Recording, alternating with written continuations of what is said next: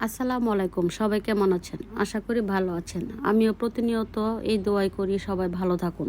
আমি আজকে আপনাদের সাথে শেয়ার করব প্রকৃতির সাথে কাটানো কিছু সুন্দর মুহূর্ত। যেখানে চা বাগানের পাতায় শিশির জমে, তখন মনে হয় যেন প্রকৃতি নিজেই এক শিল্পীর মতো রং তুলি ছবি এঁকেছে। চা বাগানগুলো সবুজের এক অন্তহীন সমুদ্র, যেখানে চোখ রাখলেই মন প্রশান্ত হয়ে যায়। আমরা কিছুদিন আগে গিয়েছিলাম সিলেটের সেই শ্রীমঙ্গলের রাধানগর এলাকায় মাধবীলতা ইকো কটেজে। প্রকৃতি প্রেমীদের জন্য একটি চমৎকার নিরিবিলি থাকার জায়গা। আমরা ভৈরব থেকে ট্রেনে রওনা হয়ে গেলাম। ট্রেন জার্নিটা আসলে আমার কাছে খুব ভালো লাগে।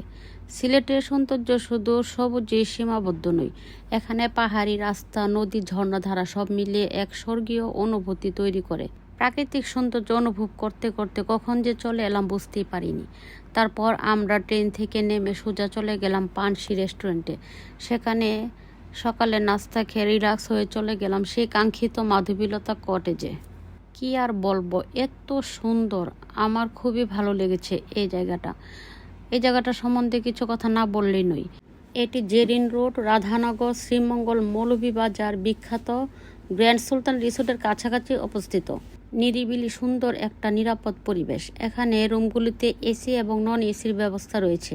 তাছাড়াও ফ্রি ওয়াইফাই, নিজস্ব কিচেন ও ডাইনিং এরিয়া, ফ্রি পার্কিং সুবিধা, শিশুদের খেলার জায়গা, সুইমিং পুলের ব্যবস্থা রয়েছে। ব্যালকনি থেকে অনেক সুন্দর দৃশ্য দেখা যায়।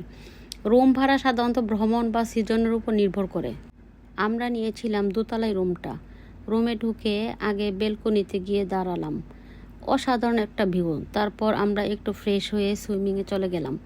এত ঠান্ডা পানি যে শরীর মন ক্লান্তি সব দূর হয়ে গেল। সুইমিং শেষ করে রেডি হয়ে বেরিয়ে গেলাম দুপুরের লাঞ্চ করার জন্য, আবার সেই পানসিতেই। ওখানে খাওয়া দাওয়া শেষ করে চাঁদের গাড়ি নিয়ে বেরিয়ে পড়লাম ঘুরতে। চা বাগানের সরু পাহাড়ি রাস্তা এ যেন এক স্বপ্নের পথ, যেখানে প্রতিটি বাঁকি লুকিয়ে থাকে নতুন সৌন্দর্য। এমন পথে গেলে সময় থমকে যায়, আর মন চায় শুধু একটু থেমে যেতে, সৌন্দর্যটুকু উপভোগ করতে। আমরা প্রথমেই গেলাম দেশীয় সংস্কৃতি শাড়ির মেলায়। এখানে বিখ্যাত জিনিসগুলো হলো মণিপুরি শাড়ি মূল আকর্ষণ।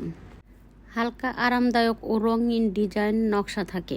মণিপুরি ওড়না ও শাল শাড়ির সাথে মিলিয়ে সুন্দর নকশায় আধুনিকতায় মিশ্রণ। মণিপুরি কাপড়ে তৈরি থ্রি পিস, কামিজ, কুর্তি অসম্ভব সুন্দর। বাঁশ ও বেতের তৈরি জিনিস, পার্স, ব্যাগ, ঘর সাজানো সামগ্রী এবং হাতে বানানো গহনা, কানের দুল, মালা, চুড়ি, ট্রেডিশনাল ডিজাইন। ঘোরাঘুরি শেষ করে চা খেতে চলে এলাম। চা খেয়ে আমরা কোথায় গিয়েছিলাম বাকিটা বলবো আমার দ্বিতীয় ব্লগে। আজ এখানেই শেষ করছি। সবাই ভালো থাকবেন, সুস্থ থাকবেন। আল্লাহ হাফেজ।